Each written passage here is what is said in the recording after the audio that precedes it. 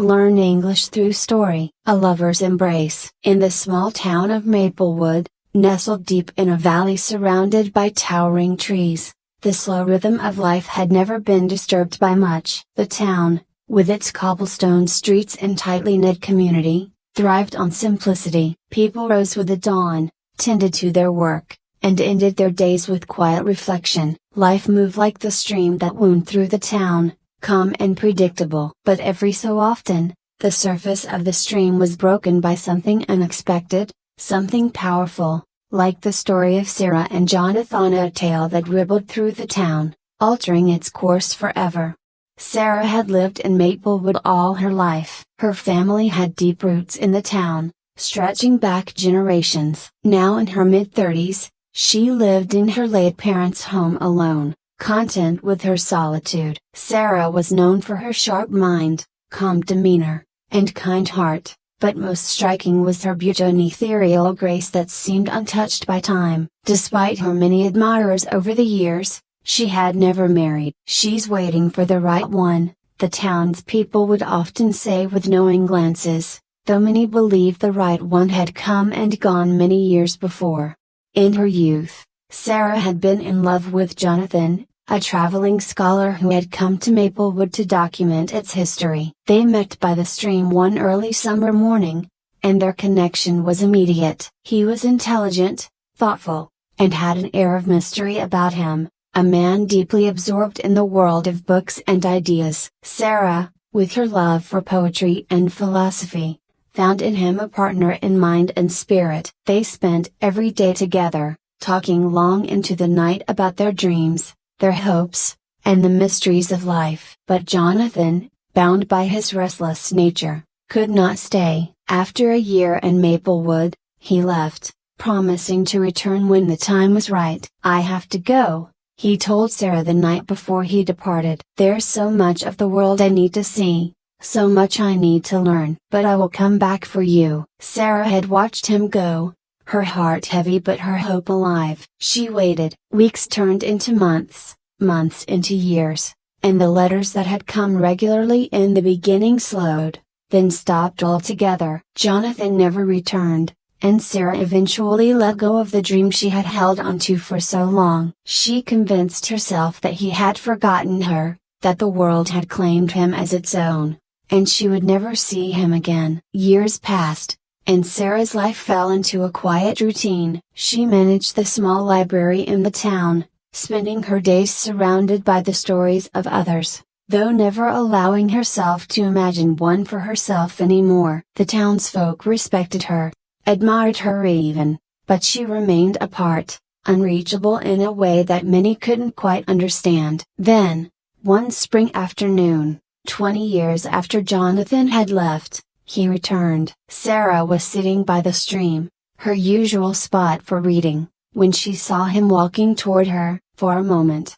she thought her eyes were playing tricks on her. His face was more weathered, his hair streaked with gray, but it was undeniably him. Jonathan stood before her, a man marked by time and travel, but the spark in his eyes was the same. "Sarah," he said softly, his voice carrying the weight of all the years between them. She closed her book slowly, taking in the sight of him. "Jonathan," she replied, her voice steady, though her heart raced. "I've come back for you," he said, his eyes searching hers for a sign of what she was feeling. Sarah stood up, brushing the dirt from her dress. She looked at him for a long time, her mind swimming with memories and questions. "Why now?"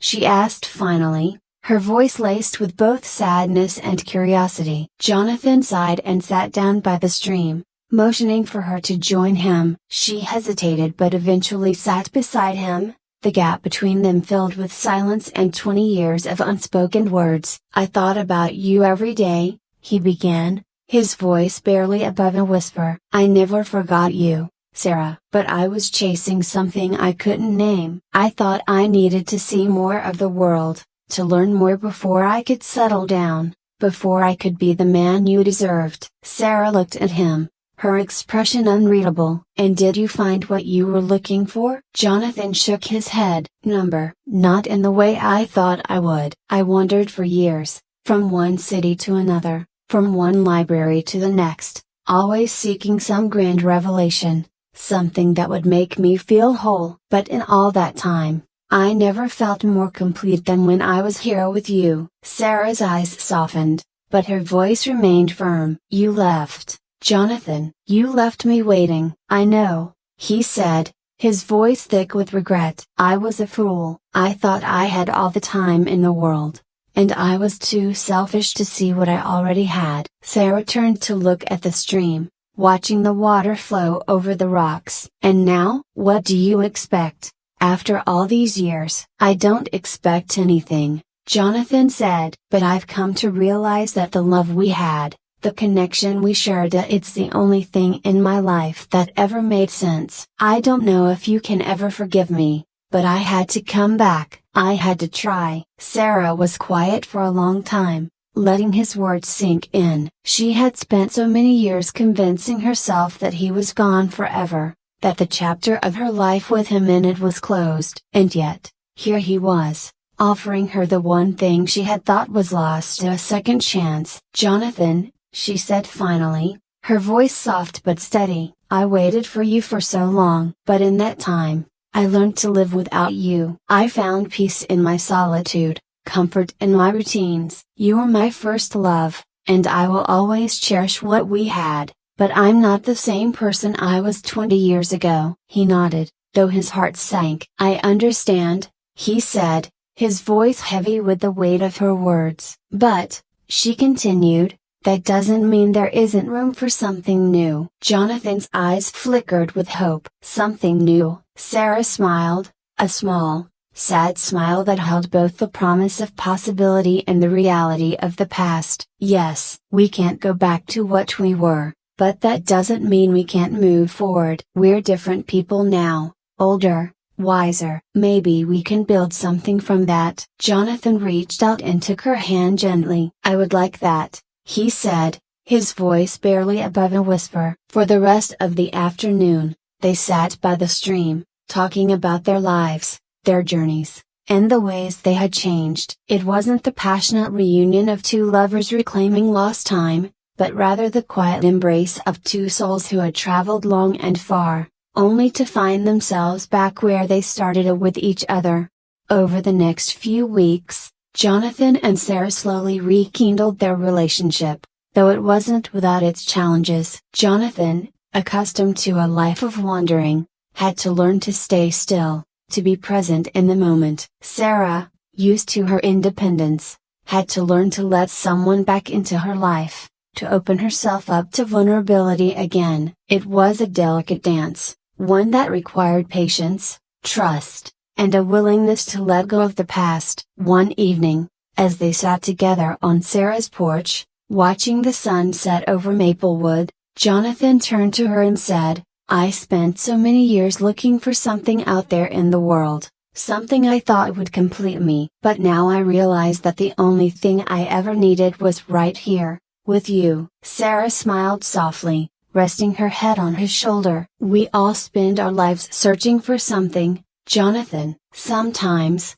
we don't realize that what we're looking for has been with us all along. Jonathan wrapped his arm around her, holding her close. A lover's embrace, he said quietly, is more than just two people holding each other. It's about finding a home in another person, a place where you can be your true self. Sarah closed her eyes, letting the warmth of his words wash over her. Yes, she whispered, and it's about forgiveness of both of each other and of ourselves. In the end, Sarah and Jonathan didn't need to recreate the past. They didn't need to hold on to the dreams they once had. Instead, they built something new, something grounded in the present, in the people they had become. And in that, they found a love deeper and more enduring than they had ever known. The people of Maplewood, who had watched their story unfold with curiosity and quiet reverence, saw in Sarah and Jonathan a reminder of life's greatest lesson,